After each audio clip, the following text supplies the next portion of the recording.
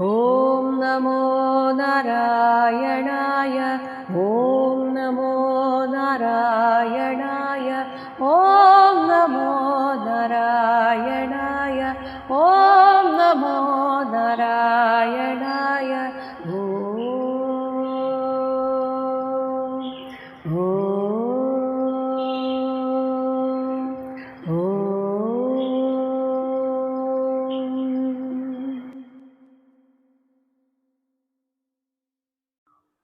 ശ്രീമദ് മഹാഭാഗവതം സപ്തമസ്കന്ധം പഞ്ചദശോ അധ്യായഃ. 15-ാമത്തെ അധ്യായത്തിൽ എല്ലാ വർണ്ണാശ്രമങ്ങൾക്കും ബാധകമായ മോക്ഷധർമ്മത്തെ പ്രതിപാദിക്കുന്നു. നാരദ ഉവാച. 1-ാമത്തെ ശ്ലോകം. കർമ്മനിഷ്ഠാ ദ്വിജാഃ കേചിത് തപോനിഷ്ഠാ നൃപ അപരേ സ്വാധ്യായേ അന്യേ പ്രവചനേ യേ കേചിത് ജ്ഞാനയോഗയോഃ. ഹേ നൃപ, കേചിത്ത് ദ്വിജാഹ, ചില ബ്രാഹ്മണർ. ബ്രാഹ്മണർ എന്നതുകൊണ്ട് ഭഗവാനിൽ മനസ്സുറപ്പിച്ച ആളുകൾ. ചില ആളുകൾ കർമ്മനിഷ്ഠാഹ, കർമ്മമാർഗത്തിൽ നിഷ്ഠയുള്ളവരായിരിക്കും. അതായത് കർമ്മയോഗം എല്ലാം നിഷ്കാമമായി ചെയ്തുകൊണ്ട് കർമ്മമാർഗത്തെ അനുഷ്ഠിക്കുന്ന ആ രീതിയിൽ പോകുന്നവരായിരിക്കും ചില ബ്രാഹ്മണർ. അപരെ, മറ്റു ചിലർ തപോനിഷ്ഠാഹ, ഒരു ലക്ഷ്യം വെച്ച് അതിനുവേണ്ടി അത്രയും ആത്മാർത്ഥമായി പരിശ്രമിക്കുക, അതാണ് തപസ്. ആ തപശ്ചര്യയിൽ നിഷ്ഠയുള്ളവരായിരിക്കും. അന്യേ, വേറെ ചിലർ സ്വാധ്യായേ, വേദാധ്യയനം, പുരാണ പഠനം, ഇങ്ങനെയൊക്കെയുള്ള ആ പഠനത്തിൽ മുഴുകിയിരിക്കും. ചില ആളുകൾ പ്രവചനേ, മറ്റുള്ളവർക്ക് ഇതൊക്കെ പറഞ്ഞു കൊടുക്കുന്നതിൽ താല്പര്യമുള്ളവരായിരിക്കും. എന്നാൽ വളരെ കുറച്ചു പേരെങ്കിലും യേ കേചിത് ജ്ഞാനയോഗയോഹോ, ജ്ഞാനമാർഗത്തിലും അഷ്ടാംഗയോഗ വിദ്യയിലും നിഷ്ഠയുള്ളവർ ആയിരിക്കും.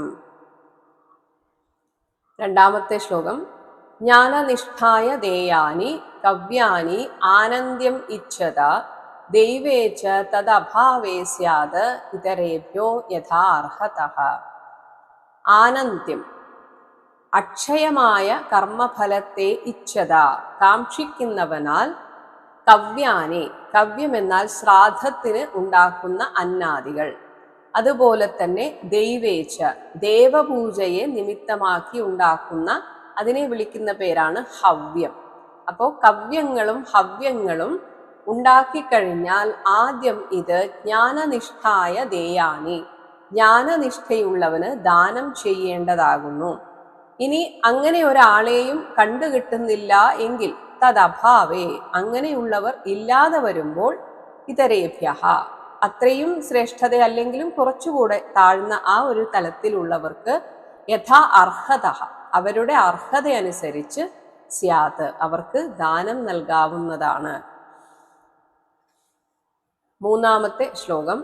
ദ്വൗ ദൈവേ പിതൃകാര്യേ ത്രീൻ ഏകൈകം ഉഭയത്ര വാ ഭോജയേത് സുസമൃദ്ധഃ അപി ശ്രാദ്ധേ കുര്യാത് ന വിസ്തരം. ശ്രാദ്ധേ, ശ്രാദ്ധമൂട്ടുമ്പോൾ, ദൈവേ, വിശ്വേദേവന്റെ സ്ഥാനത്ത് ദ്വൗ, രണ്ടുപേരെ നമ്മൾ സങ്കല്പിച്ച് കാണണം. അപ്പോൾ വിശ്വേദേവന്മാർ എന്ന രീതിയിൽ അവരൊരു പ്രത്യേക വിഭാഗത്തിലുള്ള ദേവവർഗമാണ്. ഇവരെക്കുറിച്ച് ഭാഗവതത്തിൽ തന്നെ മുന്നേ പറഞ്ഞിട്ടുണ്ട്. അപ്പൊ ഇങ്ങനെ രണ്ടുപേരെ നമ്മൾ അവരുടെ സ്ഥാനത്ത് കാണണം. ഇനി പിതൃകാര്യേ, പിതൃകാര്യത്തിൽ ത്രീൻ, 3 പേരെയും ഭോജയേത്, ഭുജിപ്പിക്കാവുന്നതാണ്. എന്നാൽ ഉഭയത്ര, രണ്ടിടത്തും ഏകൈകം വ, ഓരോ ആൾ വീതം ആയാലും മതി എന്നും പറയുന്നു.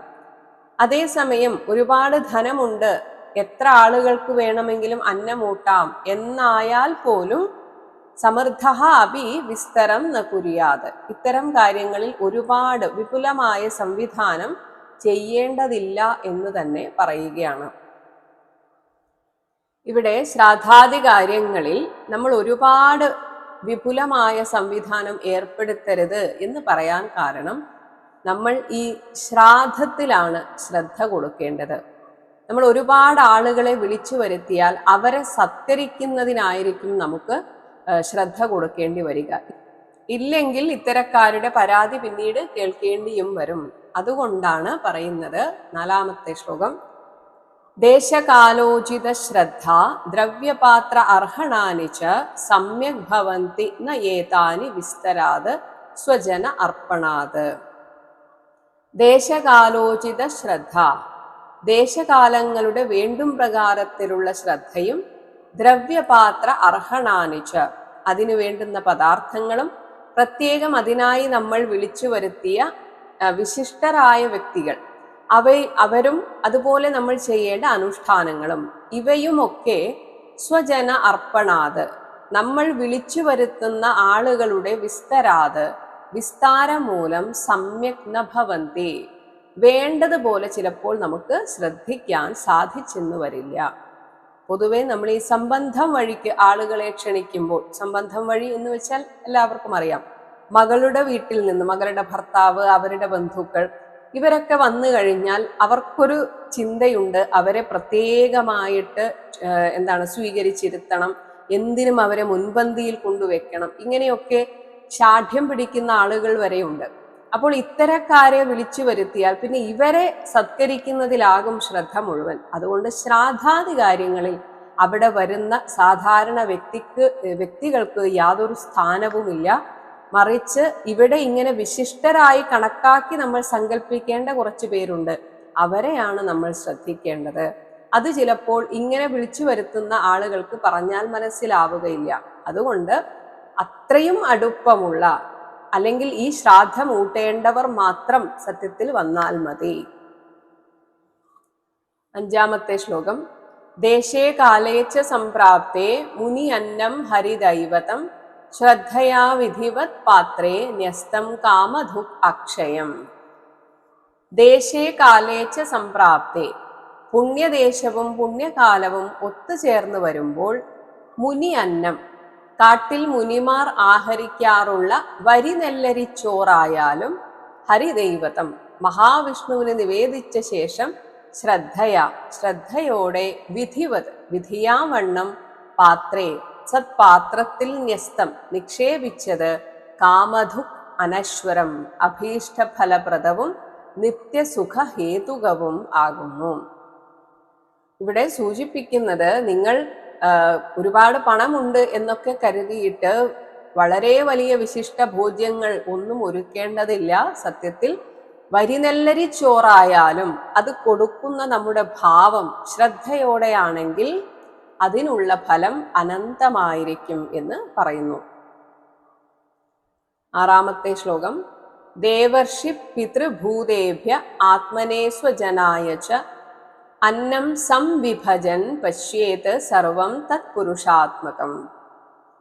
ദേവ ഋഷി പിതൃഭൂതേഭ്യ, ദേവന്മാർക്കും ഋഷികൾക്കും പിതൃക്കൾക്കും പ്രാണികൾക്കും, ഇനി സ്വജനായ അവനവന്റെ ബന്ധുക്കൾക്കും, അവസാനം ആത്മനേച്ച തനിക്കും, അന്നം, ഈ ശ്രാദ്ധം ഊട്ടിയതിന് ശേഷമുള്ള ആ അന്നം, സംവിഭജൻ, അത് തരാതരം പോലെ തരം തിരിച്ചു കൊടുക്കുമ്പോൾ, തത് സർവം, ഇതെല്ലാം പുരുഷാത്മകം പശ്യേത്, വിഷ്ണു സ്വരൂപമായിട്ട് കണ്ടുകൊള്ളണം. ഇത് കൊടുക്കുന്നത് ഭഗവാൻ മഹാവിഷ്ണുവിനാണ് എന്ന ഭാവത്തിൽ എല്ലാവർക്കും കൊടുക്കണം. ഇനി ഇത്തരം സന്ദർഭങ്ങളിൽ മാംസം വെക്കരുത്, മാംസഭക്ഷണം വെക്കരുത് എന്ന് പറയുന്നു. നദദ്യാത് ആമിഷം ശ്രാദ്ധേ ന ച അദ്യാത് ധർമ്മതത്വവിത് മുനി അന്നൈഹി സ്യാത് പരാപ്രീതിഹി യഥാന പശുഹിംസയാ. ധർമ്മതത്വവിത്, ധർമ്മത്തിന്റെ ആന്തരാർത്ഥം ബോധിച്ചിട്ടുള്ളവൻ, ശ്രാദ്ധത്തിൽ ആമിഷം ന ദദ്യാത്, മാംസപദാർത്ഥം കൊടുക്കരുത്, നൽകരുത്. ന അദ്യാത് ച, താൻ തിന്നുകയും അരുത്. യഥാ, എപ്രകാരം, മുനി അന്നൈഹി, മുനിമാർ ആഹരിക്കുന്ന, ഭക്ഷിക്കുന്ന വന്യധാന്യ അന്നങ്ങളാൽ പരാപ്രീതിഹി, ദേവന്മാരും പിതൃക്കളും ഉത്തമ സംതൃപ്തി അത് പ്രാപിക്കുമോ, അപ്രകാരം പശുഹിംസയാന്ന, മൃഗങ്ങളെ ഹിംസിച്ച് അതുകൊണ്ട് അതിനാൽ ഉണ്ടാക്കുന്ന ഭക്ഷണ പദാർത്ഥങ്ങളിൽ ഈ ദേവന്മാർ അല്ലെങ്കിൽ പിതൃക്കൾ പ്രീതരാകുന്നില്ല. ഇങ്ങനെ മാംസഭക്ഷണം കഴിക്കരുത് എന്ന് പറയുന്നത് അത് അഹിംസയുടെ കൂടെ ഭാഗമായിട്ടാണ്. അതാണ് 8ാമത്തെ ശ്ലോകം. ന ഏതാദൃശഃ പരോധർമ്മോ നൃണാം സദ്ധർമ്മം ഇച്ഛതാം ന്യാസോ ദണ്ഡസ്യ ഭൂതേഷു മനോ വാക് കായജസ്യ യഹ. ഭൂതേഷു പ്രാണികളിൽ നമ്മൾ അഹിംസ എന്ന് പറയുന്നത് അവരെ കൊല്ലാതിരിക്കുക മാത്രമല്ല, അവരെ ശാരീരികമായി കൊല്ലാതിരിക്കുന്നത് മാത്രമല്ല, ഒപ്പം മനോവാക് അതുമുണ്ട്.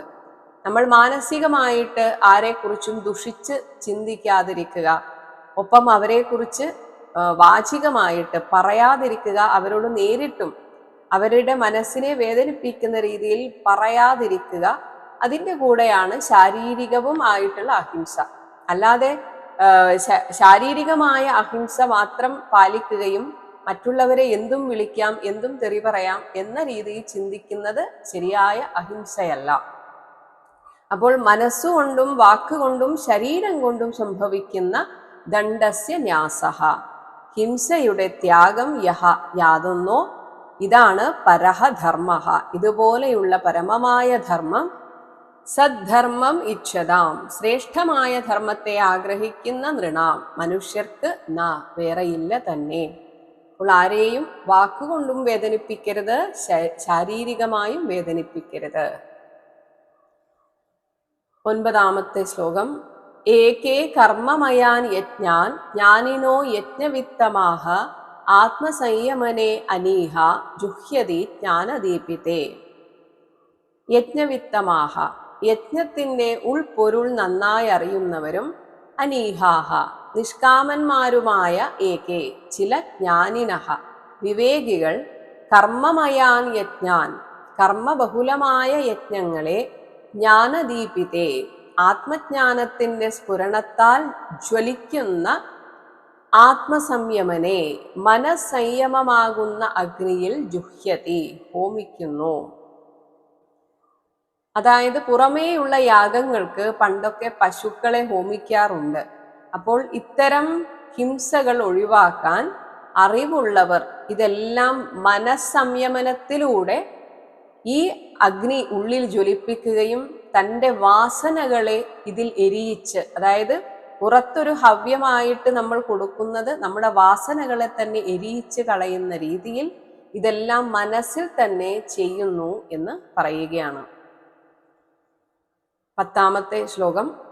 ദ്രവ്യയജ്ഞൈഹി യക്ഷ്യമാണം ദൃഷ്ട്വാ ഭൂതാനി ബിഭ്യതി ഏഷമാ അകരുണോ ഹന്യാത് അജ്ഞോ ഹി അസുതൃപ് ധ്രുവം. ഈ യാഗാദി കാര്യങ്ങളിൽ മാംസപദാർത്ഥങ്ങൾ കൊണ്ട്, ദ്രവ്യയജ്ഞൈഹി മാംസപദാർത്ഥങ്ങൾ കൊണ്ടുള്ള യജ്ഞകർമ്മങ്ങളാൽ ആരെങ്കിലും യക്ഷ്യമാണം യജിക്കാൻ ഉദ്യമിക്കുന്നു എങ്കിൽ, അവർ മുൻപ് ഇത് ചെയ്തിട്ടുണ്ടെങ്കിൽ അത്തരം ആളുകളെ കാണുമ്പോൾ ഈ ജീവികൾ പേടിക്കുമെന്നാണ്. ദൃഷ്ട്വാ ഭൂതാനി ബിഭ്യതി, പ്രാണികൾ ഭയപ്പെടുന്നു. അതജ്ഞഃ തത്വബോധമില്ലാത്തവനും, അസുതൃപ് തൻ്റെ പ്രാണസംപോഷണം മാത്രം ലാക്കാക്കിയിരിക്കുന്നവനുമായ, ഏഷഃ അകരുണഃ ഈ നിർദയനായിട്ടുള്ളവൻ, മാ എന്നെ തീർച്ചയായും ഹന്യാദി ഒന്നേക്കുമല്ലോ എന്ന് ഈ ജീവി ഭയപ്പെടും. അപ്പോൾ അതൊരു ശാപമായി തീരും. 11ാമത്തെ ശ്ലോകം. തസ്മാത് ദൈവ ഉപപന്നേന മുനി അന്നേന അപി ധർമ്മവിത് സന്തുഷ്ടഃ അഹരഹഃ കുര്യാത് നിത്യനൈമിത്തികീ ക്രിയാഃ. തസ്മാത് അതുകൊണ്ട്, ധർമ്മവിത് ധർമ്മതത്വജ്ഞനായുള്ളവൻ, ദൈവ ഉപപന്നേന മുനി അന്നേന അധ്വാനിക്കാതെ ദൈവാധീനം കൊണ്ട് ലഭിച്ച മുനിജനോചിതമായ അന്നം കൊണ്ടായാലും, അഹരഹഃ പ്രതിദിനം സന്തുഷ്ടഃ സന്തോഷവാനായി, നിത്യനൈമിത്തികീ ക്രിയാഃ നിത്യനൈമിത്തികങ്ങളായ ക്രിയകളെ നിറവേറ്റണം. അതായത് ഹിംസ ഒഴിവാക്കിക്കൊണ്ട് നമുക്ക് സ്വാഭാവികമായി കിട്ടുന്ന, അതിനി അവനവൻ കൃഷി ചെയ്തിട്ടോ അല്ലെങ്കിൽ കൃഷി ചെയ്യുന്നവരിൽ നിന്ന് നമ്മൾ വാങ്ങിയിട്ടോ, ഇതൊക്കെ അന്നത്തെ കാലത്തെ കാര്യങ്ങളാണ്. അപ്പോൾ ഇങ്ങനെ കടകളിൽ നിന്ന് വാങ്ങിക്കുക എന്നൊരു സമ്പ്രദായം അന്നുണ്ടോ എന്നറിയില്ല. ഇതൊക്കെ അങ്ങോട്ടും ഇങ്ങോട്ടും കൊടുത്തും വാങ്ങിയുമുള്ള ഒരു സംസ്കാരമുള്ള കാലത്താണ് ഇത് പറയുന്നത്. അപ്പോൾ മാംസഭക്ഷണം ഒഴിവാക്കിക്കൊണ്ട് നമുക്ക് കൃഷി ചെയ്തൊക്കെ കിട്ടുന്ന ധാന്യാദികളെ കൊണ്ട് നമ്മുടെ നിത്യവൃത്തി കഴിക്കണം എന്ന് പറയുകയാണ്. ഇനി അധർമ്മങ്ങൾ ഏതെല്ലാമെന്നും അവയുടെ സ്വരൂപം എന്താണെന്നും വിവരിക്കുകയാണ് 12ാമത്തെ ശ്ലോകം. വിധർമ്മ പരധർമ്മഃ ച ആഭാസ ഉപമാ ഛലഃ അധർമ്മശാഖാഃ പഞ്ച ഇമാ ധർമ്മജ്ഞഃ അധർമ്മവത് ത്യജേത്. വിധർമ്മഃ വിധർമ്മം, പരധർമ്മഃ പരധർമ്മം, ആഭാസഃ ആഭാസധർമ്മം, ഉപമ ഉപമാധർമ്മം, ഛലഃ ഛലധർമ്മം, ഇമാഹ പഞ്ച ഈ 5 കാര്യങ്ങൾ അധർമ്മശാഖാഹ അധർമ്മത്തിൻ്റെ ഉൾപിരിവുകളാകുന്നു. ഇത് അധർമ്മത്തിൻ്റെ തന്നെ പല വഴികളാണ്. ധർമ്മജ്ഞഃ ധർമ്മത്തെ ഗ്രഹിച്ചവൻ ഇവയെ അധർമ്മവത് അധർമ്മം പോലെ തന്നെ ത്യജേത് ഉപേക്ഷിക്കണം. ഇനി എന്തൊക്കെയാണെന്ന് വിശദമായി പറയുന്നു. 13ാമത്തെ ശ്ലോകം. ധർമ്മബാധോ വിധർമ്മഃ സ്യാത് പരധർമ്മഃ അന്യചോദിതഃ ഉപമ അഥവാ ഉപധർമ്മഃ തു പാഖണ്ഡോ ദംഭോ വാ ശബ്ദഭിദ് ഛലഃ ശബ്ദഭിച്ഛലഃ. ധർമ്മബാധഃ അവനവന്റെ സ്വധർമ്മത്തെ ബാധിക്കുന്ന രീതിയിലുള്ള ധർമാചരണം വിധർമ്മഃ വിധർമ്മമാണ്. അതായത് അവനവന്റെ സ്വധർമ്മം എന്ന് പറയുമ്പോൾ ഒരു ബ്രാഹ്മണനെ സംബന്ധിച്ച് വേദപഠനവും അത് പഠിപ്പിക്കുകയും ഇതൊക്കെയാണ് ധർമാചരണം. എന്നാൽ അതിനെ വിപരീതമായിട്ട് മറ്റു കാര്യങ്ങൾ അതിനെ ബാധിക്കുന്ന രീതിയിലുള്ള എന്തെങ്കിലും ആചരണം ചെയ്താൽ അത് വിധർമ്മം. ഇനി അന്യചോദിതഃ മറ്റൊരുത്തന് വിധിക്കപ്പെട്ട ധർമ്മം താൻ അനുഷ്ഠിക്കുന്നത്. അതായത് ഒരു ക്ഷത്രിയൻ ബ്രാഹ്മണനെ പോലെ പെരുമാറുന്നത്. ക്ഷത്രിയൻ എന്നതുകൊണ്ട് രജോ ഗുണം കൂടുതലുള്ള ആൾ ഒരു സാത്വികൻ എന്നതുപോലെ പെരുമാറുന്നത്. ഇതാണ് പരധർമ്മം. അപ്പോൾ ഭഗവാൻ ഗീതയിൽ പറയുന്നുണ്ട്, സ്വധർമ്മേ നിധനം ശ്രേയഃ പരധർമ്മോ ഭയാവഹഃ എന്ന്. അപ്പോൾ ഇങ്ങനെയുള്ള പരധർമ്മം അനുഷ്ഠിക്കരുത്. അവനവന്റെ ഉള്ളിലെ പ്രകൃത്യാനുള്ള ഗുണത്തിനനുസരിച്ചായിരിക്കണം നമ്മൾ ചെയ്യുന്ന ഓരോ കർമ്മവും.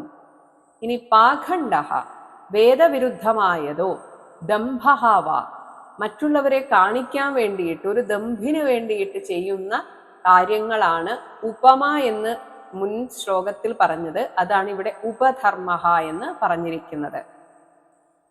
നിരീശ്വരവാദം പോലെയുള്ളതാണ് ഈ പറയുന്ന ഉപധർമ്മം. ഇനി ശബ്ദഭിത് ശാസ്ത്രവചനങ്ങൾക്ക് സ്വയം അന്യഥാർത്ഥം കൽപ്പിക്കുന്നത്, അതാണ് ഛലധർമ്മം. ഇത് ദംഭഹാസ്യാത് ദംഭവും ആകുന്നു. അതായത് ശാസ്ത്രവചനങ്ങളെ അവനവന്റെ സൗകര്യത്തിനനുസരിച്ച് വളച്ചൊടിക്കുക, എന്നിട്ട് അതാണ് ഞാൻ ചെയ്യുന്നത് എന്ന രീതിയിൽ പ്രമാണമാക്കി പ്രവർത്തിക്കുക. ഇതാണ് ഛലധർമ്മം. ഇനി ആഭാസധർമ്മത്തെ കുറിച്ച് പറയുന്നു. 14ാമത്തെ ശ്ലോകം. യഹ തു ഇച്ഛയാ കൃതഃ പുംഭിഃ ആഭാസഃ ഹി ആശ്രമാത് പൃഥക് സ്വഭാവവിഹിതോ ധർമ്മഃ കസ്യന ഇഷ്ടഃ പ്രശാന്തയേ. ഇവിടെ ആശ്രമധർമ്മങ്ങളെ കുറിച്ച് പറയുകയാണ്. അതായത് ഓരോ ആശ്രമങ്ങൾക്കും വിധിവിഹിതമായി ചെയ്യേണ്ട ചില കാര്യങ്ങളുണ്ട്. എന്നാൽ ആ ആശ്രമാത് സ്വന്തം ആശ്രമധർമ്മത്തിൽ നിന്ന് പൃഥക് വ്യത്യസ്തമായിട്ട് യഹതു യാതൊന്ന് പുംഭിഹി മനുഷ്യരാൽ ഇച്ഛയാകൃതഃ തന്നിഷ്ടപ്രകാരം അനുഷ്ഠിക്കപ്പെടുന്നുവോ ഹി അതാണ് ആഭാസഃ ആഭാസമെന്ന ധർമ്മം. അതായത് ഒരു ഗൃഹസ്ഥന്റെ ധർമ്മം എന്നത് കുടുംബത്തെ പോറ്റുക, പക്ഷേ നിഷ്കാമമായിട്ട് എന്ന് ഭഗവാൻ പറയുന്നുണ്ട്. എന്നാൽ ഞാൻ ഇപ്പോൾ എല്ലാറ്റിൽ നിന്നും വിരക്തനായി എന്ന് പറയുകയും സന്യാസിയെപ്പോലെ ജീവിക്കുകയും എന്നാൽ ഉള്ളിൽ നിന്ന് എല്ലാ ആഗ്രഹങ്ങളും വിടാതിരിക്കുകയും ചെയ്യുക. അതായത് കുടുംബത്തെ വിട്ടിട്ടുമില്ല എന്നാൽ സന്യാസി ആയിട്ടുമില്ല, ഇങ്ങനെ രണ്ടും കെട്ട നിലയിൽ ജീവിക്കുക. ഇതേപോലെ സന്യാസിയാണെന്ന് മറ്റുള്ളവർ കാണുകെ ആ രീതിയിൽ ജീവിക്കുകയും, എന്നാൽ ഒരു ഗൃഹസ്ഥനെ പോലെ പണം സമ്പാദിക്കുക, സ്വന്തമായി കെട്ടിടങ്ങൾ ഉണ്ടാക്കുക, അങ്ങനെ ഒരു ഗൃഹസ്ഥനെ പോലെ, ഒരു ബിസിനസ്സുകാരനെ പോലെ പെരുമാറിയാൽ അത് ആഭാസധർമ്മമാണ്. സ്വഭാവവിഹിത ധർമ്മ, അവനവന്റെ സ്വഭാവത്തിനനുസരിച്ച് നിശ്ചയിക്കപ്പെട്ട ധർമ്മ കസ്യ പ്രശാന്തയേ നൈഷ്ട, ആർക്കാണ് നിത്യശാന്തിയെ കൊടുക്കാത്തത്? അവനവന്റെ ഉള്ളിലെ ആ ശരിയായ ഗുണം തിരിച്ചറിഞ്ഞ്, അല്ലെങ്കിൽ ഞാൻ ഇപ്പോൾ ഏത് അവസ്ഥയിൽ ഇരിക്കുന്നു എന്ന് തിരിച്ചറിഞ്ഞ് കൃത്യമായ രീതിയിൽ ഭഗവാൻ പറഞ്ഞിരിക്കുന്ന ആ ധർമ്മം അനുസരിച്ച്, ഗൃഹസ്ഥധർമ്മം അനുസരിച്ച് ഗൃഹസ്ഥാശ്രമി ജീവിക്കുമ്പോൾ, സന്യാസധർമ്മം അനുസരിച്ച് സന്യാസാശ്രമി ജീവിക്കുമ്പോൾ എന്തൊരു മനസ്സമാധാനമാണ്. അങ്ങനെ ജീവിക്കുമ്പോഴേ മനസ്സമാധാനം കിട്ടുകയുള്ളൂ എന്ന് അർത്ഥം. 15-ാമത്തെ ശ്ലോകം. ധർമാർത്ഥം അപി ന ഈഹേത യാത്രാർത്ഥം വാ അധനഃ ധനം അനീഹ അനീഹമാനസ്യ മഹാ അഹേഹേ ഇവ വൃത്തിത. ഇവിടെ അധനഃ എന്നതുകൊണ്ട് കയ്യിൽ പണം സ്ഥിരമായി ഇല്ലാത്ത വിരക്തനായ വാനപ്രസ്ഥാശ്രമി, അങ്ങനെയൊക്കെ അർത്ഥമെടുക്കാം. അതിനെയാണ് ഇവിടെ അധനഃ എന്ന് പറയുന്നത്. ആ നിർധനൻ ഒരിക്കലും തൻ്റെ ആശ്രമം നിലനിർത്താനായാൽ പോലും ധർമാർത്ഥമപി, ഇനി യാത്രാർത്ഥം വ, തൻ്റെ ജീവിതയാത്ര നിറവേറ്റുന്നതിനായാലും ധനം ന ഈഹേത, ധനത്തെ ആഗ്രഹിക്കരുത്, അതിനുവേണ്ടി ഒന്നും ചെയ്യരുത്. മഹാഹേ ഇവ, പെരുമ്പാമ്പിന്റെ മട്ടിൽ അനീഹമാനസ്യ, ഇങ്ങനെ പ്രവർത്തനത്തിൽ ഏർപ്പെടാതിരിക്കുന്നവന് ആ അനീഹ, പ്രവർത്തനരാഹിത്യം തന്നെ വൃത്തിത, ജീവനോപായത്തെ ഉണ്ടാക്കുന്നതാണ്. അതായത് ആ ആൾക്ക് ഈശ്വര കൃപയാൽ, ഈശ്വരനാണ് എൻ്റെ കാര്യങ്ങൾ നോക്കേണ്ടത്, യോഗക്ഷേമം വഹാമ്യഹം എന്ന ഭഗവാന്റെ വാക്ക് ഉറച്ചു വിശ്വസിക്കുന്നുണ്ടെങ്കിൽ അത് കിട്ടിയിരിക്കും. അങ്ങനെ തൃപ്തനായിട്ട് ജീവിക്കാൻ പഠിക്കണം ഒരു വിരക്തനാണെങ്കിൽ. അല്ലെങ്കിൽ ആ ആശ്രമം ഉപേക്ഷിച്ച് ഗൃഹസ്ഥാശ്രമിയായിട്ടിരിക്കണം.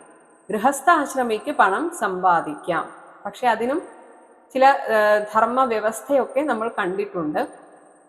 എന്നാൽ വാനപ്രസ്ഥാശ്രമിയാണെന്ന് പറയുകയും പണത്തിന് വേണ്ടി ആഗ്രഹിക്കുകയും ചെയ്യരുത്. 16-ാമത്തെ ശ്ലോകം. സന്തുഷ്ടസ്യ നിരീഹസ്യ സ്വാത്മാരാമസ്യ യത് സുഖം കുതഃ തത് കാമലോഭേന ധാവതഃ അർത്ഥ ഈഹയാ ദിശഃ. സന്തുഷ്ടസ്യ, യദൃച്ഛയാ കിട്ടുന്നതിൽ സന്തുഷ്ടനും, നിരീഹസ്യ, നിഷ്ക്രിയനും, സ്വാത്മാരാമസ്യ, തൻ്റെ ആത്മാവിൽ തന്നെ രമിക്കുന്നവനുമായ ഒരുവന് യത് സുഖം, യാതൊരു സുഖം ഉണ്ടാകുന്നുവോ ആ ഒരു സുഖം കാമലോഭേന, കാമം കൊണ്ടും ലോഭം കൊണ്ടും, അർത്ഥഈഹയ, ജീവിത വൃത്തിക്കാണെങ്കിൽ പോലും എനിക്ക് ധനം വേണം, നാളെ എനിക്ക് ഇതേപോലെ ജീവിക്കാൻ പറ്റുമോ, ഇങ്ങനെയൊക്കെ ചിന്തിക്കുന്ന, അങ്ങനെ ചിന്തിച്ചുകൊണ്ട് ദിശഹധാവതഃ, എങ്ങും പരക്കം പായുന്ന ഒരു ആൾക്ക് ഈ സുഖം കുതഃ, എങ്ങനെ ഉണ്ടാകും? അപ്പോൾ കിട്ടിയതിൽ സന്തുഷ്ടനായിട്ട് ജീവിക്കുന്നതിൻ്റെ ഒരു സുഖം ഒരിക്കലും ഇനിയും വേണം, നാളത്തേക്ക് എന്ത് സംഭവിക്കും എന്ന ഒരു ആശങ്കയിൽ ജീവിക്കുന്ന ഒരാൾക്ക് ആ സുഖം ഒരിക്കലും ലഭിക്കുകയില്ല. ചില ആളുകൾക്ക് സ്വന്തം ജീവിതത്തിൽ വലിയ പ്രശ്നങ്ങളൊന്നും ഉണ്ടാവില്ല, പക്ഷെ അവർ എപ്പോഴും ടെൻഷൻ അടിക്കുന്നത് ഈ ലോകത്തെ ആലോചിച്ചാണ്. ഈ ലോകം എന്താ ഇങ്ങനെ, അല്ലെങ്കിൽ എൻ്റെ അയൽക്കാർ അങ്ങനെയാണ്, ഈ നാട്ടുകാരിങ്ങനെയാണ്, ഇങ്ങനെ പലതിനെയും കുറ്റം പറഞ്ഞുകൊണ്ടിരിക്കും. എന്നാൽ ഈ ലോകത്തെ നന്നാക്കിയിട്ട് ഞാൻ നന്നാകാം, അല്ലെങ്കിൽ ഞാൻ സന്തോഷിക്കാം എന്ന് വിചാരിച്ചാൽ ഒരിക്കലും നടക്കില്ല. അപ്പോൾ കല്ലും മുള്ളും നിറഞ്ഞ പാത മുഴുവൻ പരവതാനി വിരിക്കാൻ ആരെക്കൊണ്ടും സാധിക്കില്ല. മറിച്ച് അവനവന്റെ കാലിൽ ഒരു ചെരുപ്പിട്ടാൽ മതി.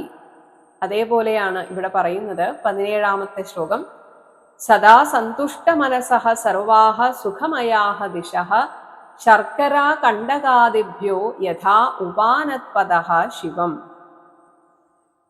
ഉപാനത്പദഃ, കാലിൽ ചെരുപ്പിട്ടിരിക്കുന്നവനും, ശർക്കരാ കണ്ടകാദിഭ്യഃ, ചരൽക്കല്ല്, മുള്ള് മുതലായവകളിൽ നിന്ന് യഥാശിവം എപ്രകാരം സുരക്ഷിതത്വം സംഭാവ്യമാണോ അപ്രകാരം സന്തുഷ്ട മനസ്സഹ, എന്നെക്കൊണ്ട് ഈ ലോകം നന്നാക്കാൻ സാധിക്കില്ല, എനിക്ക് എന്നെ മാത്രമേ നന്നാക്കാൻ സാധിക്കുള്ളൂ എന്ന ആ സത്യം ഉറച്ചവന് എപ്പോഴും എല്ലായിടത്തും സുഖമായിരിക്കും. അപ്പോൾ ഏതുപോലെയാണോ ഒരാൾ തൻ്റെ കാലിൽ ചെരുപ്പിട്ട് നടക്കുന്നത്, അപ്പോൾ സർവാഹ ദിശഃ, എല്ലാ ദിക്കുകളും സദാ സുഖമയ, എപ്പോഴും സുഖപരിപൂർണങ്ങളാവുന്നു. ഇതുപോലെ അവനവന്റെ ചിന്താഗതിയും കാഴ്ചപ്പാടും മാറ്റിയാൽ എല്ലായ്പ്പോഴും സുഖം ലഭിക്കും. ഈ സന്തോഷം എന്നത് നമ്മുടെ മനസ്സിന്റെ ഒരു അവസ്ഥയാണ്. അത് അവനവൻ കണ്ടെത്തേണ്ടതാണ്. അങ്ങനെ കണ്ടെത്തിക്കഴിഞ്ഞാൽ പച്ചവെള്ളം കുടിച്ചും ഒരാൾക്ക് സന്തോഷമായി ജീവിക്കാം എന്നാണ് ഇവിടെ നാരദ മഹർഷി പറയുന്നത്. 18ാമത്തെ ശ്ലോകം. സന്തുഷ്ടഃ കേനവാ രാജൻ ന വർത്തേത അപി വാരിണ ഔപസ്ഥ്യ ജൈഹ്വകാർപ്പണ്യാത് ഗൃഹപാലായതേ ജനഃ. ഹേ രാജൻ യുധിഷ്ഠിര, ജനഃ സന്തുഷ്ടഃ, മനുഷ്യൻ സന്തോഷവാനാണെങ്കിൽ വാരിണ അപി, ഒരു ജലം മാത്രം കുടിച്ചാൽ പോലും കേനവാ നവർത്തേത, ജീവിച്ചുകൂടാ. അതേസമയം ഔപസ്ഥ്യ ജൗഹ്യകാർപ്പണാത്, എന്നാൽ ജനനേന്ദ്രിയത്തിന്റെ സുഖത്തിനായിട്ട്, അതുപോലെ അവനവന്റെ രസനേന്ദ്രിയത്തിന്റെ ആ സംതൃപ്തിക്ക് വേണ്ടിയാണ് മനുഷ്യൻ ഇങ്ങനെ നെട്ടോട്ടമോടുന്നത്. അങ്ങനെ ഓടുമ്പോൾ അവൻ ആരാകുന്നു? ഗൃഹപാലായതേ, വീട് കാക്കുന്ന പട്ടി പോലെ അവൻ വെറും ആ ഒരു നിലയിലേക്ക് അധപ്പതിച്ചു പോകുന്നു. 19ാമത്തെ ശ്ലോകം. അസന്തുഷ്ടസ്യ വിപ്രസ്യ തേജോ വിദ്യാ തപോ യശഃ സ്രവന്തി ഇന്ദ്രിയലൗല്യേന ജ്ഞാനം ച ഏവ അവകീര്യത്തെ. ഒരാൾ എന്തൊക്കെ നേടിയിട്ടും ഉള്ളിൽ സന്തുഷ്ടനല്ല എങ്കിൽ ആ നേടിയതിനൊന്നും ഒരർത്ഥവുമില്ല. അസന്തുഷ്ടസ്യ വിപ്രസ്യ, ഇവിടെ ഒരു ബ്രാഹ്മണൻ എന്ന രീതിയിലാണ് പറയുന്നതെങ്കിലും ഇത് എല്ലാ മനുഷ്യർക്കും ബാധകമാണ്. സന്തോഷവാനല്ലാത്തൊരു ബ്രാഹ്മണന് ഇന്ദ്രിയ ലൗല്യേന, ഇന്ദ്രിയപരമായ സംതൃപ്തിക്ക് വേണ്ടിയുള്ള ചാപല്യം നിമിത്തം തേജഃ വിദ്യ തപഃ യശഃ, തേജസ്സും വിദ്യയും തപസ്സും കീർത്തിയും സ്രവന്തി, അതങ്ങനെ അങ്ങ് ഒലിച്ചു പോകുന്നു. ജ്ഞാനം ചയേവ, അവന്റെ ആ കാര്യ അകാര്യ വിവേകവും കൂടെ അവകീര്യതേ, ചിതറിപ്പോകുന്നു. അപ്പോൾ ഇന്ദ്രിയങ്ങളെ സുഖിപ്പിക്കാൻ വേണ്ടിയിട്ട് ഓരോന്ന് ചെയ്യാൻ വേണ്ടി തുനിഞ്ഞാൽ അവന്റെ മനസ്സന്തോഷം ഇല്ലാതെയാകും. കാരണം ഓരോന്ന് ചെയ്യുമ്പോൾ വിചാരിക്കും ഇത് കിട്ടിയാൽ ഞാൻ സന്തോഷിക്കുമെന്ന്, അത് കിട്ടിക്കഴിഞ്ഞാലോ പിന്നെ അടുത്തത്. അതേസമയം ഉള്ളതിൽ തൃപ്തി, അതാണ് നമുക്ക് ഏറ്റവും കൂടുതൽ സന്തോഷകരമായിരിക്കാനുള്ള ഒരേ ഒരു വഴി. ഇനി 20ാമത്തെ ശ്ലോകത്തിൽ പറയുന്നു, നമ്മുടെ ഉള്ളിൽ വിശപ്പിനുള്ള ആ ഒരു ദാഹം വന്നാൽ ഭക്ഷണം കിട്ടിയാൽ അത് മാറും. കാമദാഹം വന്നാൽ അതിനുള്ളൊരു അവസരം കിട്ടിയാൽ അതും മാറും. എന്തിന്? ക്രോധം പോലും, ആരോടാണോ ക്രോധം തോന്നിയത് അവരോട് ദേഷ്യപ്പെട്ട് സംസാരിച്ചാൽ ചിലപ്പോൾ ആ ക്രോധവും അടങ്ങും.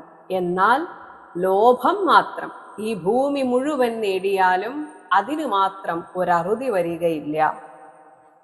കാമസ്യാന്തം ചക്ഷുതൃഭ്യാം ക്രോധസ്യ ഏതത് ഫലോദയാത് ജനോയാതി ന ലോഭസ്യ ജിത്വാ ഭുക്ത്വാ ദിശോ ഭുവഃ. ജനഃ, മനുഷ്യൻ, ക്ഷുതൃഭ്യാം, ദാഹവും വിശപ്പും വന്നാൽ അതിന് കണക്കായിട്ട് എന്തെങ്കിലും കിട്ടിയാൽ അത് നശിക്കും. കാമസ്യ, കാമത്തിൻ്റെയും, ഏതത് ഫലോദയാത്, ഇതിൻ്റെ പ്രയോജനമുണ്ടായാൽ, ഇത് ശമിപ്പിക്കാൻ കിട്ടേണ്ടത് കിട്ടിയാൽ അതെല്ലാം ഇല്ലാതെയാകും. അതുപോലെ ക്രോധസ്യ ച, ക്രോധത്തിൻ്റെയും അന്തം യാതി, അറുതിയിലേക്ക് നമ്മൾ എത്തിച്ചേരുന്നു. എന്നാൽ ദിശഃ ജിത്വാ, ദിക്കുകളെ ജയിച്ചിട്ടും ഭുവഃ, ഈ ഭൂമണ്ഡലം മുഴുവൻ നിനക്ക് തരാം എന്ന് പറഞ്ഞാലും ലോഭം ഉള്ളിലുള്ള ഒരാൾ ഒരിക്കലും അതിൻ്റെ ഒരു അവസാനത്തിലേക്ക് യാതി, എത്തിച്ചേരുന്നില്ല. ലോഭം എന്നത് അത്രയധികം അപകടം പിടിച്ച ഒന്നാണ്. അതായത് നമ്മുടെ മനസ്സിൽ ഒരിക്കലും ഒരു സംതൃപ്തി തരാത്ത, നമുക്കുണ്ടാക്കാത്ത ഒന്നാണ് ഈ ലോഭം. അപ്പോൾ ആദ്യം നമ്മൾ ഇല്ലാതാക്കേണ്ടത് ലോഭമാണ്.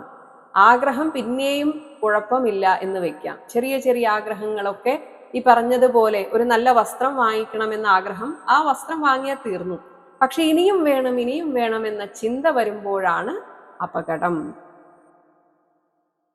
ഹരേ രാമ ഹരേ രാമ ഹരേ രാമ രാമ ഹരേ കൃഷ്ണ ഹരേ കൃഷ്ണ ഹരേ കൃഷ്ണ കൃഷ്ണ ഹരേ രാമ ഹരേ രാമ ഹരേ രാമ രാമ ഹരേ കൃഷ്ണ ഹരേ കൃഷ്ണ ഹരേ കൃഷ്ണ കൃഷ്ണ ഹരേ രാമ രാമ ഹരേ കൃഷ്ണ കൃഷ്ണ ഹരേ രാമ രാമ ഹരേ കൃഷ്ണ കൃഷ്ണ.